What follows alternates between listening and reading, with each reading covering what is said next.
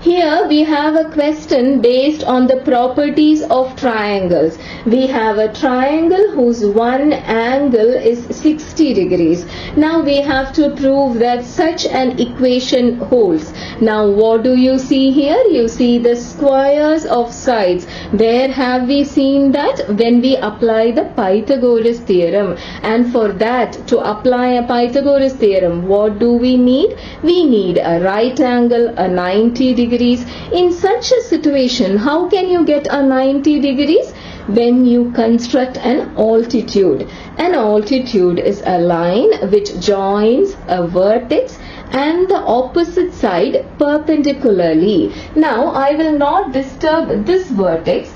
Choose any one of the other two vertices and let us construct an altitude. Now randomly I am choosing B. So let us construct the altitude BD, which will be perpendicular to AC. Now why have we not disturbed this angle, this 60 degrees?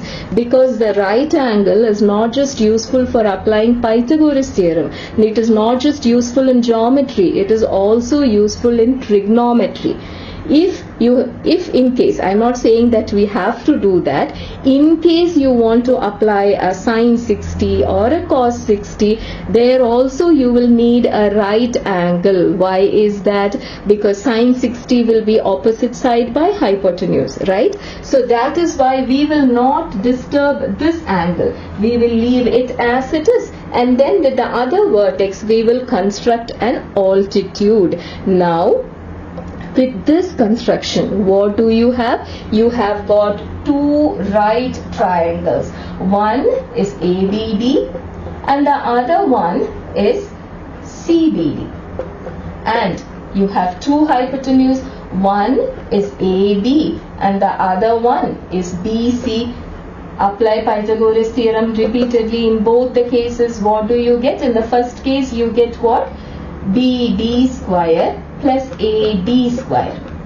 And in the second case, what is BC square? It is BD square plus DC square. So there you have got two equations, and in such questions always keep an eye on the place you are headed, the result you want. Always keep an eye on this. And what do you see? You see a BC square and an AB square on the other side, which means what? The two equations have been subtracted. So let us also do the same thing. We will do 2 minus 1. Then we will get something like this. There. These are two like terms. They get cancelled and you get such an equation. Now these two terms are okay. This is how we want them. But what about the other two? If you see AD and DC are part of the same line segment, which means what? You can express one in the terms of other. Now I will keep AD square as it is and I will change DC to get an AD. How can we manage that? They are part of the same line segment. So what is DC? It will be AC minus AD. There. DC is what? It is AC minus AD. Now what form is this?